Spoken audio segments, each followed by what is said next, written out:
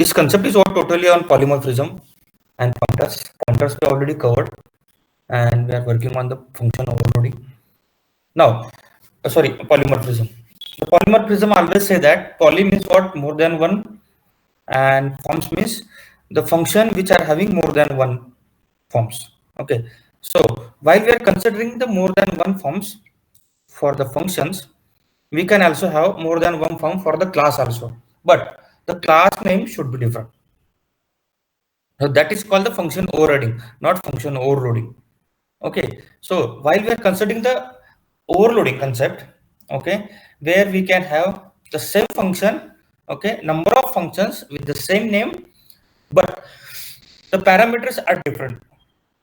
Why the parameters are different? Because if you are not going to be creating the different parameters, okay, and your compiler is going to call the function, it will create an ambiguity for the compiler which function I have to call, because there are the same signature, same name. If having more than one function, so it will definitely create an ambiguity. Okay guys, so ambiguity means what? Confusion होता है compiler को कि दोनों में से कौन सा function मुझे कॉल करना है. ऑब्वियसली होगा ना, अगर आप क्लास में जाके बोलोगे प्रबल कौन है और आपकी क्लास में 2-3 प्रबल है, ठीक है, तो कौन सा प्रबल आके खड़ा होगा वो उसको भी पता नहीं, ठीक है, वो 3 बच्चों को भी पता नहीं होगा. वैसे ही अगर आपके प्रबल का नाम लेके, उसका सरनेम लेके उसको आप कॉल करोगे तो डेफिनेटली क्या होगा, कोई एक प्रबल आपको रिस्पॉन्ड करेगा, ठीक है ना. तो यहां भी ऐसे ही है, सेम फंक्शन है, उस सेम फंक्शन को आपको क्या करना है, यूज करना है. ठीक है गाइस, समझ में आ रहा है what I am trying to say? Yes. तो before starting with the function overloading, okay, we also know the function overriding also. तो मैंने पहले बोला कि function overloading is possible in a same class, that is in a single class also, but function overriding may not मतलब it should not be possible in the same class, because function overriding का meaning क्या है? Same function same parameter, same function and same parameter. वो जो concept है function overriding का, ये हमने ऑलरेडी कल 2-3 एग्जांपल में देखा है. ओवरराइडिंग का मीनिंग क्या होता है? ऊपर भी वही फंक्शन है, बेस क्लास में, डिराइव्ड क्लास में भी वही फंक्शन है. हमने शो फंक्शन देखा था कल, जैसे कि एब्स्ट्रैक्ट क्लास में भी सेम फंक्शन होता है. कौन सा फंक्शन? कल हमने शो फंक्शन देखा, ठीक है. वही हमने किसमें डिराइव किया था? और वर्चुअल फंक्शन जो हमने किसमें डिराइव किया था? बेस क्लास में डिराइव किया था, इंप्लीमेंट किया था और उसको कॉल किया था. This is the same like example of the function overriding. Okay, now let's see one by one function overriding. The function, are you getting my voice clearly? Yes guys. Yes sir. Okay, so the function overloading is defined as the process of having 2 or more function with the same name. This is the process. I already told you that this is the process that the function is having 2 or more functions with the same name, but the different in the parameters is known as function overloading in the C++. So this line is very important. ये line में आपको समझ में आता है कि function overloading है क्या. Function overloading is what? Is a process of having more than 2 functions with the same name with the different parameters. अगर different parameter नहीं है तो वो किस में कन्वर्ट हो जाएगा? फंक्शन ओवरराइडिंग में कन्वर्ट हो जाएगा, और function overriding is not allowed in a single same class. Okay, now in a function overloading the function is redefined by using either different types of arguments or different types of number of arguments. yes, different type of argument क्यों बोला है? क्योंकि अगर suppose हमारे पास 2 class function है, एक है add function, दूसरा भी ऐड फंक्शन है. देखो यहां हमने इंटीजर 2 बार लिया है, यहां भी अगर हमने इंटीजर 2 बार लिया होता तो क्या होगा? फिर से प्रॉब्लम क्रिएट हो जाता, क्योंकि नाम भी सेम ही हो गया और पैरामीटर भी सेम ही हो गए. इसलिए उन्होंने बोला कि different types of argument, same type के आर्ग्यूमेंट भी नहीं होने चाहिए. ठीक है, और एक इसमें कंफ्यूजन है, क्योंकि जब हम इंटीजर और फ्लोट और डबल कंसीडर करेंगे तो वहां थोड़ा सा कंफ्यूजन होता है. I will also tell you what is that confusion. और different number of argument, different types of, पहले बोला था अगर यहाँ इंटीजर इंटीजर है तो आप यहाँ इंटीजर इंटीजर नहीं ले सकते, आपको यहाँ क्या लेना पड़ेगा, इंटीजर फ्लोट ले लो, फ्लोट इंटीजर ले लो, कोई फर्क नहीं पड़ेगा, और कैरेक्टर ले लो वो चलेगा। देन और डिफरेंट नंबर ऑफ आर्ग्यूमेंट्स, अगर यहाँ 2 आर्ग्यूमेंट लिखे हैं, आप यहाँ आर्ग्यूमेंट 1 लिखो या मत लिखो, कोई प्रॉब्लम नहीं, ठीक है, बट सेम आर्ग्यूमेंट टाइप और सेम आर्ग्यूमेंट नंबर नहीं होना चाहिए। सेम आर्ग्यूमेंट नंबर चलेगा बट टाइप डिफरेंट होनी चाहिए, और बोला है उन्होंने, एंड नहीं बोला है, ठीक है, दोनों में से एक कोई तो होना चाहिए। इट इज ओनली दो these through these differences compiler can differentiate between the function, yes definitely, ये अगर पॉसिबिलिटी है, फंक्शन सेम है बट आर्ग्यूमेंट्स के टाइप डिफरेंट है और नंबर ऑफ आर्ग्यूमेंट है डिफरेंट, तो ये क्या होगा, आपका कंपाइलर उस 2 फंक्शन को डिफरेंशिएट करेगा, yes I have to call this function and after this I have to call this function. समझ में आ गया ये फंक्शन ओवरलोडिंग क्या है, फिर से एक बार समझाता हूँ। फंक्शन ओवरलोडिंग एक प्रोसेस है जिसमें एक से ज्यादा फंक्शन होते हैं जिनके नाम सेम रहते हैं बट पैरामीटर डिफरेंट रहते हैं, उसको बोलते हैं फंक्शन ओवरलोडिंग। फंक्शन ओवरलोडिंग एक ऐसी चीज है कि अगर आपने एक फंक्शन डिफाइन किया है, सेम नाम, वही एक फंक्शन डिफाइन किया है और उसी नाम को आपको दूसरा बनाना है, तो उसको हम रीडिफिनेशन बोलते हैं। रीडिफिनेशन मतलब अंदर का कोड चाहे आप कुछ भी लिखो कोई फर्क नहीं पड़ेगा, सेम भी लिखा तो कोई फर्क नहीं पड़ेगा, बट जो पैरामीटर है वो क्या होना चाहिए, एटलीस्ट टाइप ऑफ डिफरेंस भी होना चाहिए, और क्या होना चाहिए, नंबर ऑफ पैरामीटर क्या होना चाहिए, कम ज्यादा होना चाहिए, इतना आपको ध्यान में रखना है, तभी क्या होगा, आपका कंपाइलर डिस्टिंग्विश होगा। अभी देखो अगर मैंने सी एक ऑब्जेक्ट डॉट ऐड किया तो क्या होगा, उसमें आपको 2 पैरामीटर पास किया तो कंपाइलर को पता चलेगा yes this function having 2 parameters and that 2 parameter function should get called, ये आपको क्या होना चाहिए, पता होना चाहिए, ठीक है ना। अगर 3 पैरामीटर डाल दिया तो 3 पैरामीटर का आपका फंक्शन कॉल होना चाहिए, ये कंपाइलर को पता चलेगा। अगर ऐसा लिखा, ये निकाल दिया मैंने, सपोज ऐसा लिखा, तो आपका मतलब इक्लिप्स की वजह से क्या होगा, आपको उधर ही एरर देगा, कंपाइल करने की कोई जरूरत भी नहीं है, क्योंकि कंपाइलर बोल देगा दिस इज अ डुप्लीकेशन और duplication redefinition of the function. Duplication मतलब ये देखो फंक्शन का नाम भी सेम है और पैरामीटर भी क्या है, सेम है। अब ऐसा मत कंसीडर करो कि यहाँ ए और बी है, आपने यहाँ एक्स लिखा और यहाँ y लिखा तो भी आपको क्या मिलेगा, वो एम्बिग्यूटी एरर मिलेगा। क्यों, क्योंकि फंक्शन भी सेम है और different types of parameter same नहीं है। ये देखो ये पैरामीटर इंटीजर के टाइप की है, नाम से कोई यहाँ लेना देना ज्यादा नहीं है। Picture clear guys?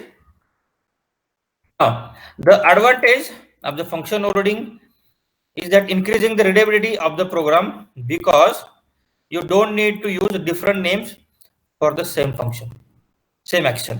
मतलब अगर आपको एडिशन करना है और आपको डिफरेंट टाइप का एडिशन करना है, 2 फंक्शन 2 वेरिएबल का करना है, 5 वेरिएबल का करना है, 10 वेरिएबल का करना है, तो आपको हर बार नया फंक्शन ऐड 1 ऐड 2 ऐड 3 बनाने की कोई जरूरत नहीं है। आप वही फंक्शन बना सकते हो with the different types of parameters. This is called the readability. Readability मतलब रीड करने के लिए अच्छा होता है, and ability to read easy, that is the meaning of this statement. ठीक है guys, now let's see this simple example. This is a calculation program in a public. We are creating one function add and having 2 parameters, and when we call this function, it will return the addition of a and b, that is these 2 parameters. So the addition will be, so result will be addition of the 2 parameters. Then another function I have created with the same name, but it's are having different parameters, different number of parameters you can say, okay. Though same function is returning, when we are calling this function, it will add the number of 3 parameters and it will return the addition to the specific call. ठीक है, तो इसमें कुछ error आएगा, कौन बताएगा guys? Is there any error if I execute this one? Yes please. इस function में कुछ एरर आएगा क्या? ओवरलोडिंग, ओवरलोडिंग किधर गया अपना एग्जांपल है क्या इसमें? ठीक है, इसमें ओवरलोडिंग का एग्जांपल नहीं है। Let create one file function overloading, ठीक है, यहाँ पेस्ट कर देता हूँ। तो अगर मैं कंपाइल कर दूं तो अगर कुछ एरर है तो वो इधर ही बता देगा, अदरवाइज नॉट। ठीक है, कुछ एरर मिला आपको? नहीं मिला। तो क्या मिलेगा आपको यहाँ, अगर ये फंक्शन कॉल होगा तो क्या होगा, it will call the add method where you are calling this function. ये ऐड मेथड को देखो, मैंने यहाँ डबल क्लिक करने के बाद ऑटोमेटिकली ऊपर का ऐड सिलेक्ट हो गया। क्यों? क्योंकि इसमें दो पैरामीटर, अगर मैं नीचे सिलेक्ट करूंगा तो नीचे का सिलेक्ट हो रहा है। क्यों? ऑटोमेटिकली ये कंपाइलर एक इंटेलिजेंट सॉफ्टवेयर है जो कि क्या करेगा, जिसके साथ जितने पैरामीटर है उसको बराबर क्या करेगा, वो कैचअप करेगा। So let's see the output.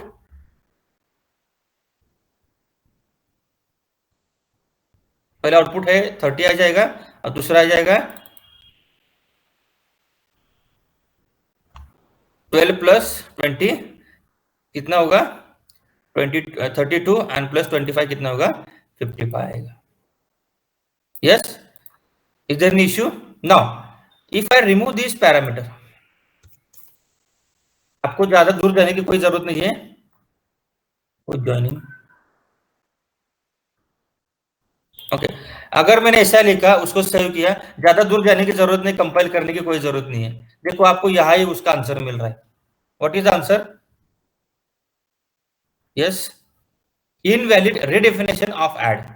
मतलब डेफिनेशन का मतलब क्या है, एक बार डिक्लेयर करना, और रिडेफिनेशन का मीनिंग क्या होता है, बार बार उसको डिक्लेयर करना, रिडिफाइन करना। अगर ऑलरेडी इस नाम का है, ऑलरेडी इसमें सेम पैरामीटर है, तो क्या करेगा वो, ऑब्वियसली आपको एरर देगा। अगर मैंने यहां ऐसे लिखा कैरेक्टर बी, तो ये एरर नहीं देगा, कोड का एरर देगा, क्योंकि कोड मेरा बी क्या है, एडिशन हो रहा है। देखो इसको मैं सेव कर देता हूँ, इसको कंपाइल भी करके दिखाता हूँ। ये थोड़ा यहाँ एरर देगा इस लाइन पे। देखो क्या हो रहा है, इनवैलिड आर्गुमेंट्स। तो यहाँ मुझे क्या पास करना पड़ेगा, कैरेक्टर सपोज सी पास किया मैंने, ठीक है। अभी मेरा एरर चला जाना चाहिए, ठीक है, एरर चला गया मेरा। Let's have to execute the code. इसमें रॉन्ग एरर आएगा दूसरे ऐड के लिए, क्योंकि यहाँ सी पास किया और दोनों का एडिशन कर रहे हैं। देखो ये 79 किसका आ गया, यस 12 प्लस, तो इसका 65 आना चाहिए एक्चुअली। 65 मतलब 62, 63, 64, 63 से स्टार्ट होगा आपका। It will take an ASCII character of this C, this is a capital C, ठीक है। तो 79 माइनस 12 कर दो, कितना मिलेगा आपको, यस 67 मिलेगा। Understood guys? So this is what how we can differentiate your name of the function. Picture clear guys? Yes, अगर आपने फंक्शन का नाम ही चेंज कर दिया तो फंक्शन ओवरलोडिंग का कुछ भी मीनिंग नहीं रहेगा, याद ध्यान में। अंडरस्टूड? यस प्लीज, समझ में आ गया ना? This is very simple function overloading. Now अब ये एक ऐसा प्रोग्राम देखना है कि जिसमें पैरामीटर की टाइप भी अलग है, फिर भी एरर दे रहा है। Let's have this example. देखो एक फंक्शन हमने डिक्लेयर किया है फन, ये फंक्शन सी के जैसा कोड लिखा है, फंक्शन डिक्लेरेशन यहाँ लिखा है, उसका डेफिनेशन इधर है, और उसको हम कॉल क्या कर रहे हैं। हाँ देखो इस फंक्शन को और एक टाइप से हम कॉल कर सकते हैं। Let have this option,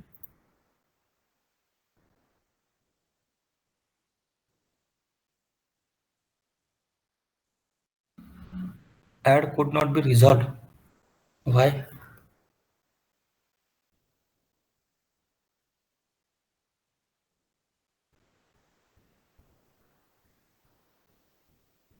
static int, static है, ठीक है, इसको छोड़ दो, ऑलरेडी कॉल हो रहा है, इसमें ज्यादा टेंशन लेने की कोई जरूरत नहीं। ठीक है गाइस, ये हो गया हमारा नॉर्मल फंक्शन ओवरलोडिंग। नाउ देखो यहाँ तीन फंक्शन क्रिएट किए, दो फंक्शन क्रिएट किए, fun and fun. Name same है but different types of parameter है। यहाँ एक छोटा सा एम्बिगुइटी क्रिएट होगा। क्या एम्बिगुइटी क्रिएट होगा, देखो जब भी हम किसी इंटीजर को फ्लोट वैल्यू पास कर रहे हैं तो वो ले लेता है, और जो फ्लोट वैल्यू रहता है वो कैसे रहता है, फ्रैक्शन में रहता है। सपोज 2.5, जब हम इस फ्लोट को इंटीजर को आसान करते हैं तो इंटीजर क्या करता है, सिर्फ 2 ले लेता है, ये 2.5 को डिस्कार्ड कर देता है, क्योंकि integer only taking the complete values, ठीक है ना। अगर उल्टा किया हमने, अगर इंटीजर का कुछ वैल्यू, हम इंटीजर का सपोज 10 है तो उसको हमने फ्लोट में कन्वर्ट कर दिया, तो फ्लोट क्या करेगा, उसमें 6 टाइम जीरो ऐड कर देगा। Are you getting or not? This is already happening. I already told you that how to convert this 6 zero into 2 zeros, 3 zeros, 5 zeros. ठीक है ना। तो ये दोनों का थोड़ा सा 36 का आंकड़ा है। क्यों? क्योंकि ये डायरेक्टली क्या कर दे, ये इंटीजर भी ले सकता है, ये फ्लोट भी ले सकता है। तो यहाँ अगर हम बोल रहे बाबा कि दो डिफरेंट टाइप के आर्गुमेंट चाहिए, yes different type of argument is there, और नंबर ऑफ पैरामीटर क्या होना चाहिए, कम ज्यादा होनी चाहिए। तो क्या होगा, आपका फंक्शन ओवरलोडिंग वर्क होगा। बट यहां क्या होगा, यहां फिर से कंपाइलर को कंफ्यूजन होगा। जब मैं फन कॉल कर रहा हूं तो कंफ्यूजन क्या होगा, क्योंकि यहाँ इंटीजर है और यहाँ फ्लोट है, जो कि एक तरीके से सेम ही है। ठीक है, सो ये सेम कैसे है मैं आपको एक्सप्लेन करता हूं। In above example shows an error called function overloaded in a double is ambiguous। Double मतलब ये फ्लोट का आपको एरर दे रहा है, समझ में आ रहा है? ये कैसे आ रहा है मैं भी आपको बताऊंगा। द फंक्शन fun 10, मतलब ये जो फंक्शन हम कॉल कर रहे हैं, will call the first function, मतलब ये फंक्शन, सॉरी यार मैं भूल गया 12 लिखने का। 12 will call the first function and function 1.2 call the second function according to the prediction। मतलब हम जो प्रेडिक्ट कर रहे हैं उसके हिसाब से क्या होना चाहिए, ये जो फन है ये पहला इंटीजर वाला कॉल करेगा, ये जो फन है ये दूसरा फ्लोट वाला कॉल करेगा। But this not refer to any function as in C++।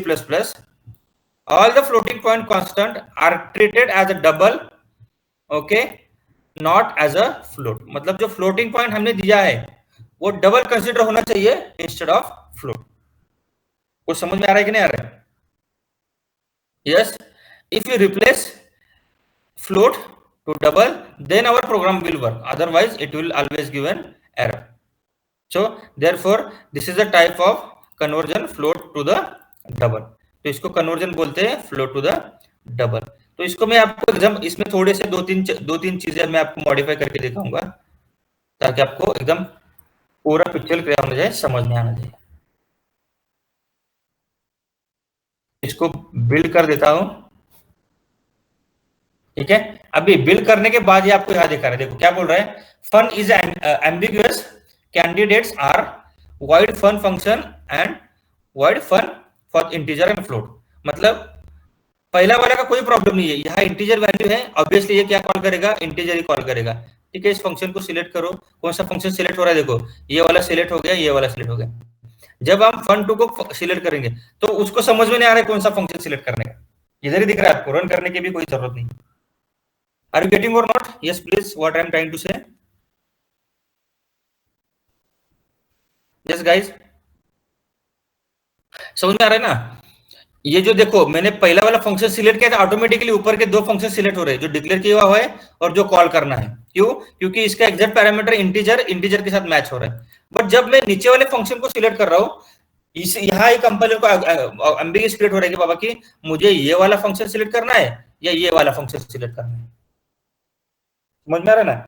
तो यहाँ मेरे पास एक ऑप्शन है, अगर मैं यहाँ F लिख दूं तो क्या हो जाएगा, मेरा एरर जाना चाहिए। क्यों जाना चाहिए? क्योंकि मैं एक्चुअल में क्या कर रहा हूं, फ्लोट की वैल्यू पास कर रहा हूं।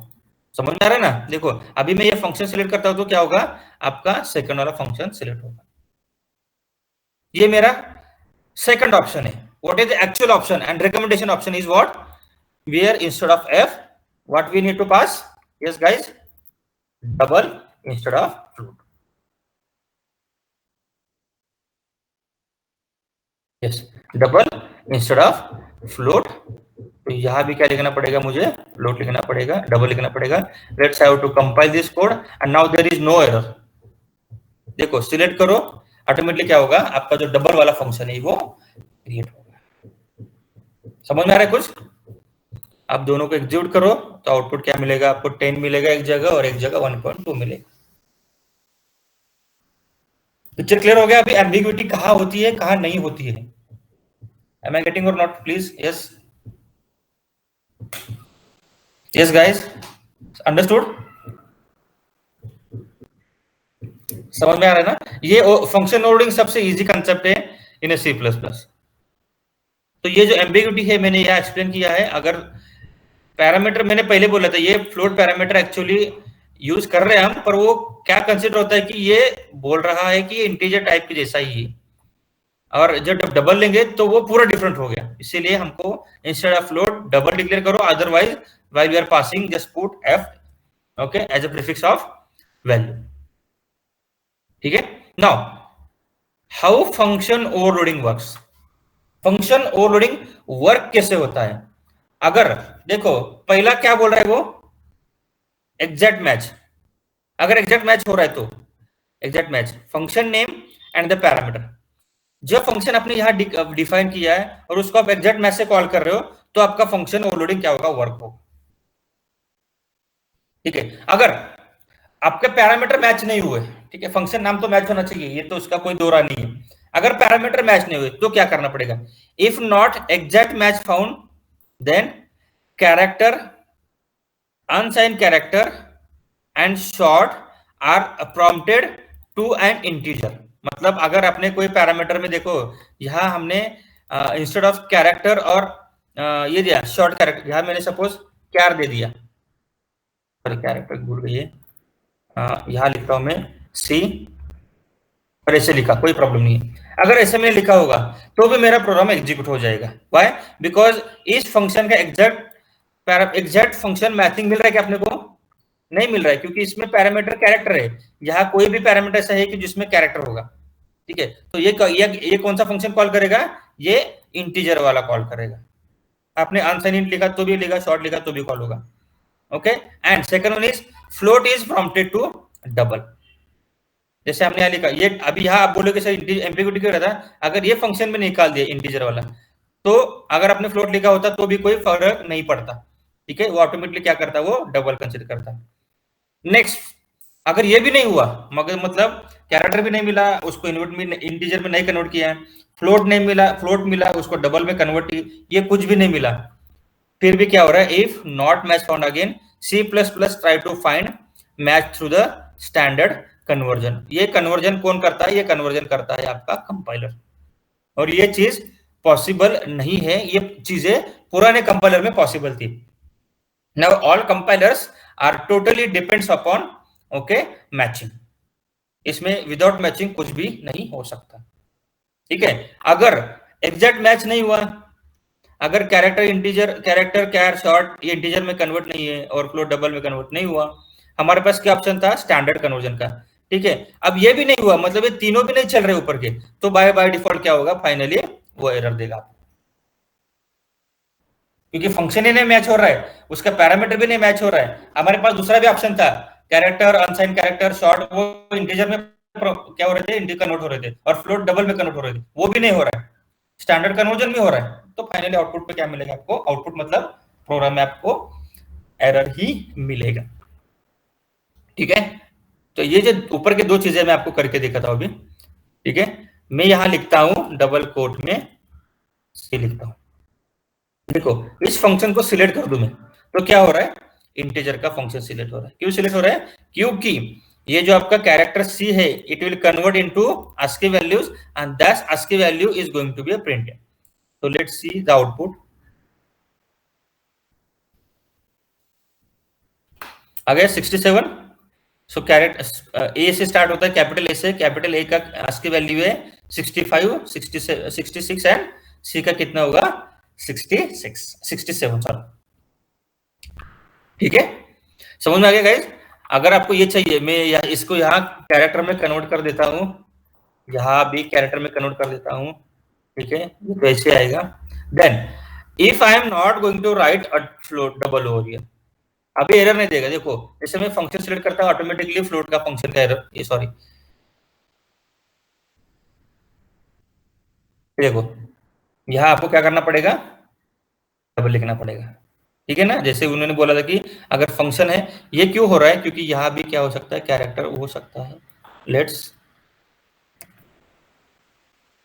बीच में देखो एरर चला गया ना, देखो अभी कौन सा सिलेक्ट हो रहा है, फ्लोट का सिलेक्ट हो रहा है, क्योंकि उसको कंपैरिजन में दूसरा कोई फंक्शन है ही नहीं हमारे पास।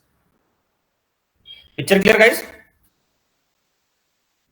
देखो ये फंक्शन भी क्या कर रहा है, फ्लोट को दे रहा है, और ये फंक्शन भी क्या कर रहा है।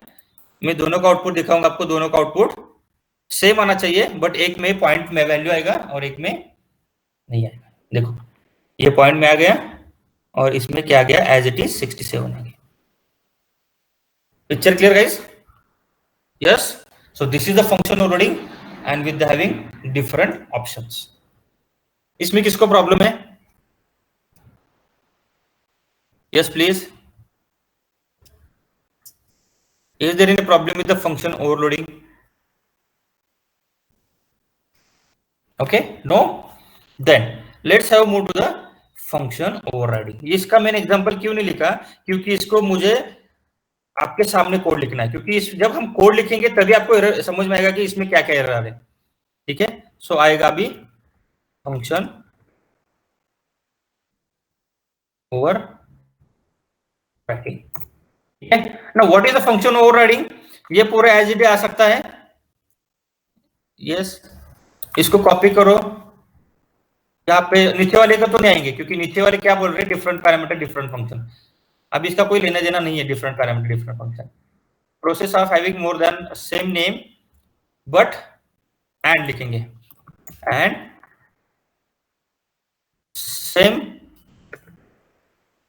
इन parameters is known as function overriding in C++।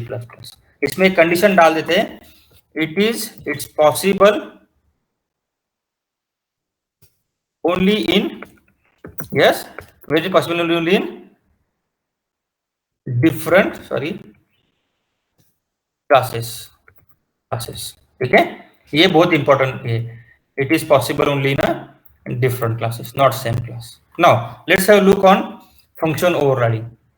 Class, इधर ही फंक्शन है, ज्यादा कुछ दूर होने के नहीं है, ये देखो ना सेम ही है, ये फंक्शन और ये फंक्शन सेम ही है, ये पैरामीटर दोनों क्या हो रहे हैं, सेम ही कंसीडर हो रहे हैं। ठीक है, फिर भी हम क्या कर सकते हैं, उसका एक अलग एग्जांपल लिखेंगे, एग्जांपल बेस।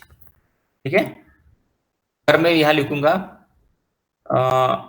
void पब्लिक लिखूंगा, पहले पब्लिक void add। ठीक है, इसमें सपोज मैंने एक दो पैरामीटर लिए, integer a comma integer b। ठीक है, यहां लिखता हूं मैं, रिटर्न करूंगा integer directly, integer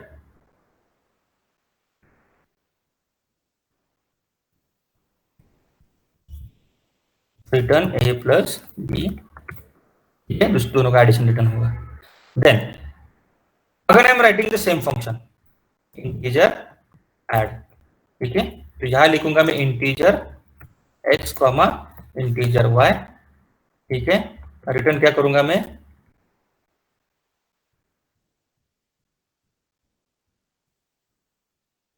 return x plus y। अब आप बोलोगे सर हमने डिफरेंट पैरामीटर लिए, नाम लिखने से तो मैंने बोला टाइप डिफरेंट होना चाहिए, पैरामीटर के नाम डिफरेंट नहीं चाहिए। ठीक है, अब ये होगा इंटीजर मेन। ठीक है, यहां क्या होगा, बेस, देन व्हाट b1 लिखा। अभी यहाँ क्या करता हूँ, b1 डॉट ऐड कॉल कर देता हूँ, उसके अंदर 10 और 20 पास कर देता हूँ, और यहाँ आएगा return 0 and then finally main function. मुझे बताओ इसमें क्या एरर आएगा, एरर आएगा तो पहले ही बताओ। यस, इसमें एरर आएगा क्या?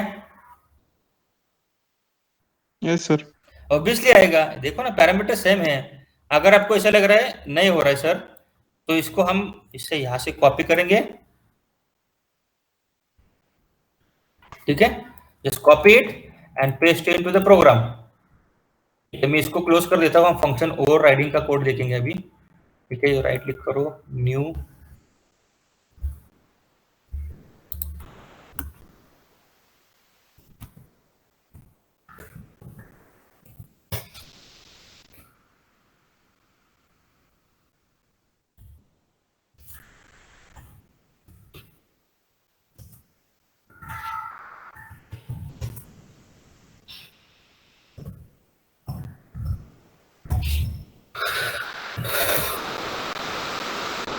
हाँ देखो इधर ही एरर दे रहा हूं, आगे जाने की कोई जरूरत भी नहीं है। ठीक है, समझ में आ रहा है, इनवैलिड रिटेबिलिटी ऑफ वॉइड। तो इसको पॉसिबल कैसे करना है, सिंपली है, इसको कट करो। ठीक है, एक दूसरा क्लास बनाओ, जिसका नाम कुछ भी दे सकते हो, सपोज मैंने डिराइव्ड दे दिया। ठीक है, उसके अंदर जाके ये पेस्ट करो, हो गया काम आपका। ठीक है, तो आपको अगर मैंने ऐसे यहां लिखा पब्लिक ठीक है, ऐसे लिखा, तो अभी ये मैंने यहां कॉल किया, किसका ऑब्जेक्ट कॉल किया मैंने, बी का, मतलब बेस का ऑब्जेक्ट कॉल किया। अभी मैं यहां क्या लिखूंगा, डिराइव्ड का लिखूंगा। तो मुझे कौन बताएगा आउटपुट में क्या आएगा, किसका ऑब्जेक्ट कॉल होगा, किसका फंक्शन कॉल होगा? यस, ऐड वाला होगा। अभी यहाँ ये समझ में नहीं आ रहा है ऐड वाला कौन सा है, डिराइव्ड वाला कौन सा है, ठीक है। तो यहाँ हम एक मैसेज लिखेंगे, सी आउट साइड डिराइव्ड क्लास, ठीक है। ये यहाँ लिखता हूँ इनसाइड, तो क्या आपको समझ में आए, एक मैसेज प्रिंट होगा और आपका वैल्यू रिटर्न होगा, ठीक है। Let's debug this, build this code. Now tell me what should be the output. आपके दिमाग में क्या आउटपुट चल रहा है? हम्म, क्या यहाँ भी कंपाइलर को एम्बिग्यूटी क्रिएट होगी? Yes please, see the output where inside the derived class. हमने यहाँ कुछ मतलब प्रिंट नहीं किया, इसीलिए वैल्यू नहीं है। हम ये इसको क्या कर सकते हैं, सी आउट एडिशन इज, ऐसे यहाँ प्रिंट कर सकते हैं, then will get the output,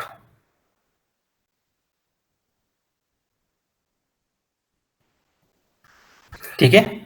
क्या मिल गया, एडिशन इज 30 मिल गया। नाउ कौन बताएगा मुझे, मुझे बेस क्लास का ये कॉल करना है, एडिशन फंक्शन कॉल करना है, बताओ कैसे, कहाँ चेंज करने पड़ेंगे ताकि मुझे बेस क्लास का फंक्शन कॉल हो जाए?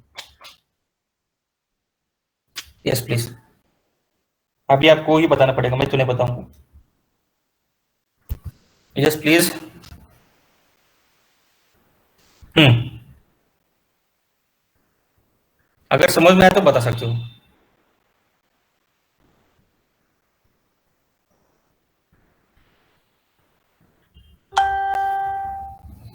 हम्म,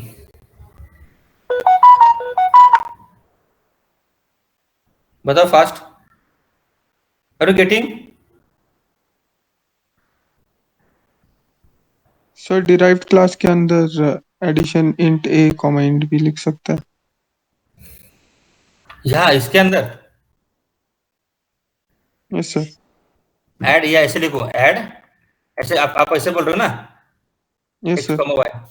अरे पर क्या होगा इधर, पता है ना आपको, ये फंक्शन ये खुद का फंक्शन जैसे कॉल कर, मतलब इसको रिकर्सिव फंक्शन नहीं होगा ये क्या करेगा, यहाँ आएगा, ये फिर से ऐड कॉल करेगा, फिर से इधर ही आएगा ना वो।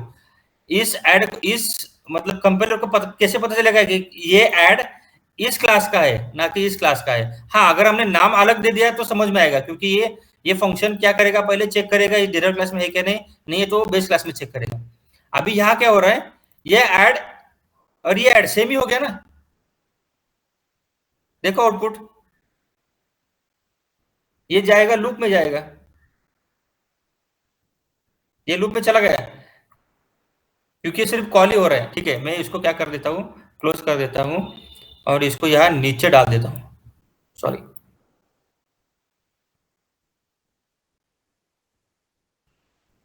मैं क्या करता हूँ, नीचे डाल देता हूँ,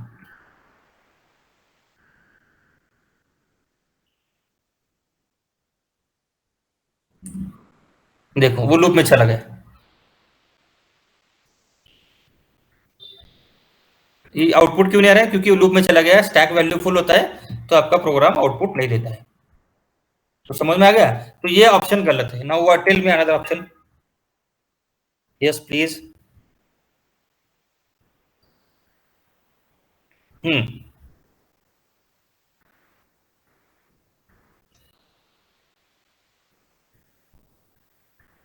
सर बेस क्लास का और एक ऑब्जेक्ट बनाना पड़ेगा। हाँ ठीक है, बेस क्लास का और एक ऑब्जेक्ट बेस क्लास का बनाना पड़ेगा डायरेक्टली, दूसरा कोई ऑप्शन नहीं है हमारे पास, पॉइंटर कंसेप्ट यूज करके वगैरह ऐसे यूज कर सकते हो क्या, न्यू बेस क्लास, ऐसा कुछ यूज कर सकते हो? हम्म,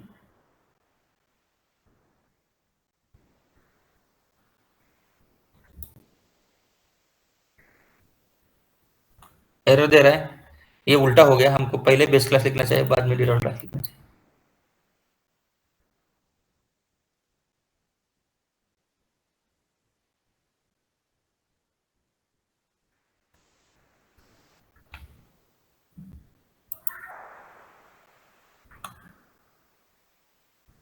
ठीक है, ये पॉसिबल नहीं है इसे। और क्या ऑप्शन है हमारे पास? ये स्केलर का फंक्शन का प्रॉब्लम रहता है। Yes please, what is the option that I have? Fast fast.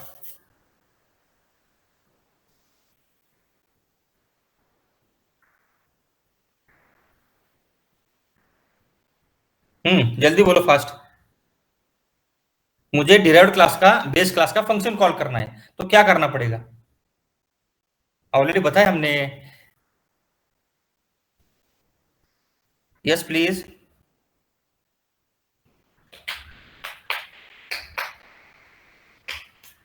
अरे सिंपल है, इस क्लास को आपको वर्चुअल बनाना पड़ेगा, इतना ही है बस। कौन से क्लास को? ऐड को। और जब भी हम फंक्शन ऐड को कॉल करेंगे तो जैसे मैं यहां लिखता हूं 12, ठीक है। क्या करना पड़ेगा मुझे? ये सब चीजें हटा के मुझे यहां लिखना पड़ेगा, जैसे पहले था वैसे कर देता हूं उसको, सॉरी। ठीक है, डिराइव्ड का डी हो गया, बी सॉरी यहाँ मैं D1 लिखता हूँ ताकि समझ में आ गई D1 और B1 में डिफरेंस। यहाँ डी लिखता हूँ, बाद में इस फंक्शन को मैं क्या करता हूँ, वर्चुअल बना देता हूँ। फंक्शन का नाम तो सेम ही है ना, बराबर है कि नहीं? Virtual derived D1। देन एक बेस क्लास का ऑब्जेक्ट भी बनाना पड़ेगा, बेस B1। ठीक है, इसको हम क्या करेंगे, एड्रेस पास करेंगे किसका? D1 का। ठीक है, then where it is now B1, sorry B1 dot, देखो ऐड दिखाई दिया आपको इधर, मतलब ये B1 का ऐड हो गया थ्रू किसके? B2 के। B2 का हमने एड्रेस पास किया ना, देखो इधर, ये देखो B2 का एड्रेस पास किया। समझ में आ रहा है गाइस? Yes please. इसको हम क्या करेंगे, कंपेयर करके देखेंगे। यस, एरर तो रिमूव हो गया। तो यहाँ क्या होगा आपका, यहाँ भी हम डिस्प्ले कर सकते हैं, जैसे यहाँ लिखा वैसे यहाँ भी लिखेंगे।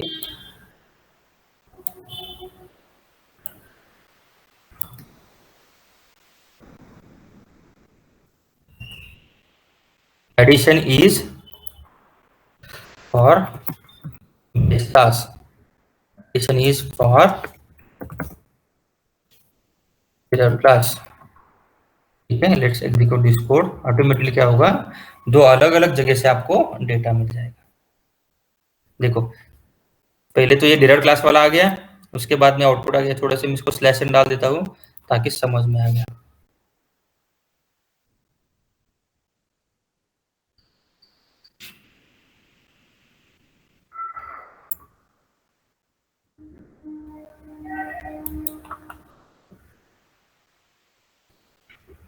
ठीक है, ये डिराइव्ड क्लास का पहले कॉल किया इसीलिए डिराइव्ड क्लास आ गया।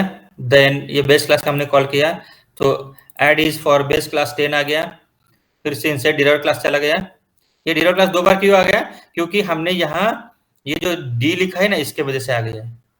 ठीक है, and then finally add is for derived class. एक बार बेस आ गया, एक बार डिराइव्ड आ गया। पिक्चर क्लियर हो गया पूरा गाइस? जितने भी पॉसिबिलिटीज है हमने चेक करके देखी है। ठीक है ना, समझ में आ गया? Yes please. Yes sir.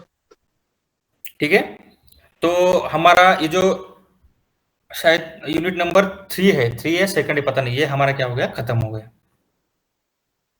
ठीक है guys? Yes please.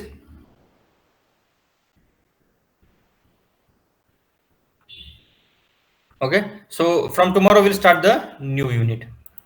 So let's copy this code and we'll send to you.